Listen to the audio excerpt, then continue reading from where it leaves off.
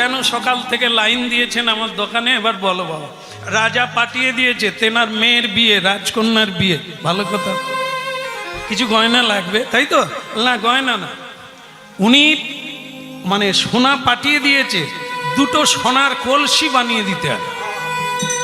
উনি ওনার মেয়েকে উপহার দেবে, রাজা তো, তাই রাজকন্যার বিবাহে দুটো সোনার কলসি দেবে, তাই 2 বস্তা সোনা পাঠিয়ে দিয়েছে।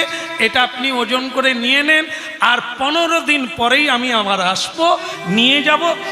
কারণ এই জ্যৈষ্ঠ মাসের 15 তারিখেই বিয়ে, ঠিক আছে? তো সুতরাং আপনি ভালো করে দিবেন বানিয়ে, একবারে নকশা করে, যেন রাজকন্যার এই উপহার দেখে ভুলে যায় সকলে। সে বলে আজ পর্যন্ত মার্কেটে আমাকে সবাই জানে যে আমি নকশায় ভালো পারি, তো আমি ডিজাইন বানিয়ে দেবো।